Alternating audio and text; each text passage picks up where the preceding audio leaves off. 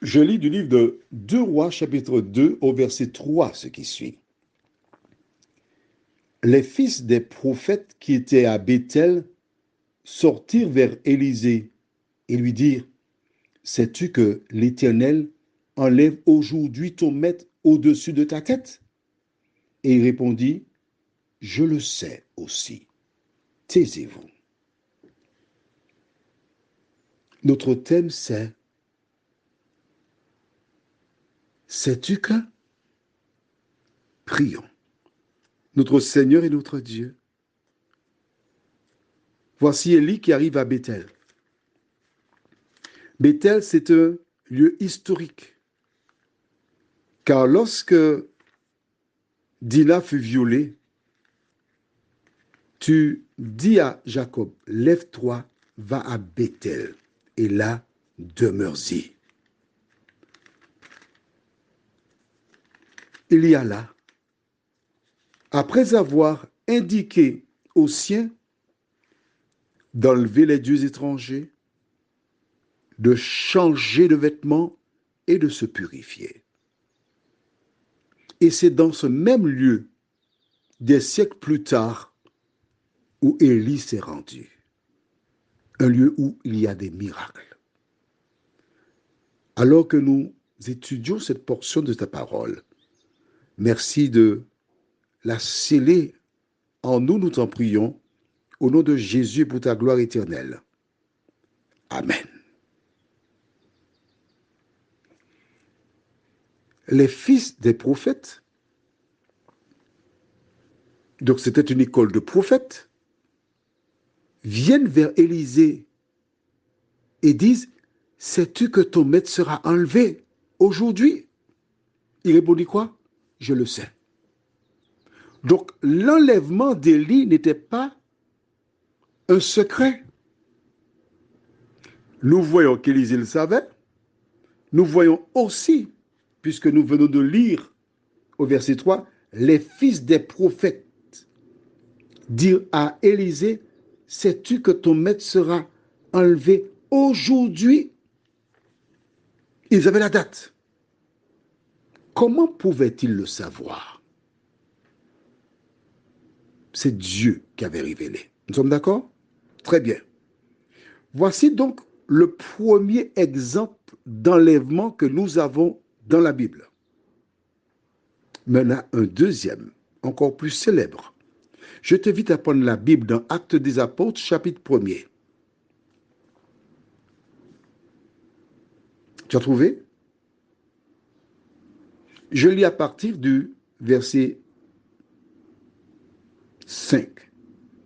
Car Jean a baptisé d'eau, mais vous, dans peu de jours, vous serez baptisés du Saint-Esprit.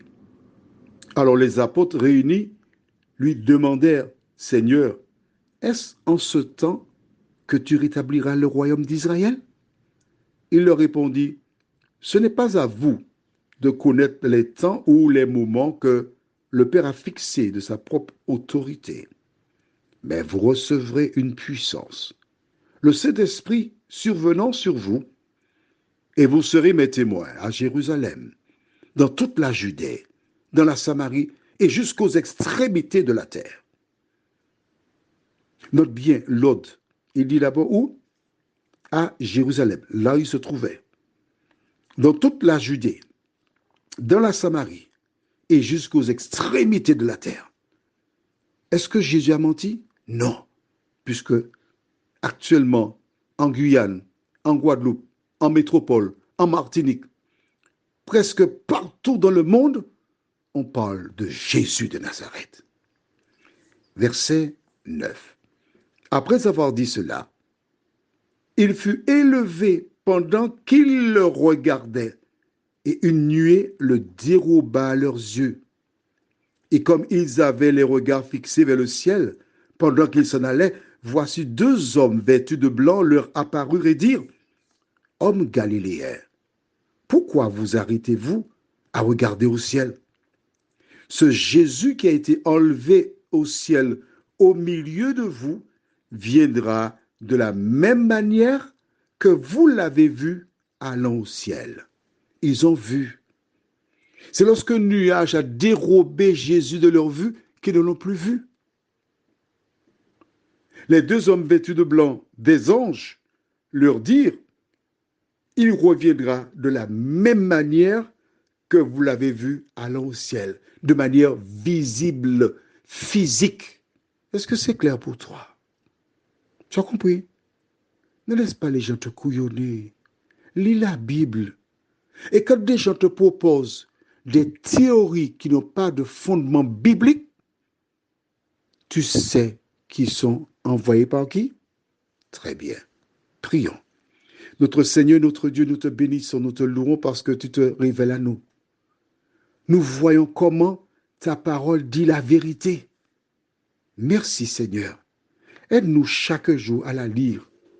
Aide-nous chaque jour à nous accrocher à cette parole. Car sans ta lumière, Seigneur, que ferions-nous? Que serions-nous? Où serions-nous? Seigneur, merci de nous éclairer. Que chaque jour nous venions à toi. Déposer nos fardeaux. Repartir le cœur léger avec la certitude que tu nous as entendus, que tu nous as exaucés et que tu viens à notre secours, nous t'en prions, au nom de Jésus pour ta gloire éternelle. Amen. Je te souhaite une bonne nuit.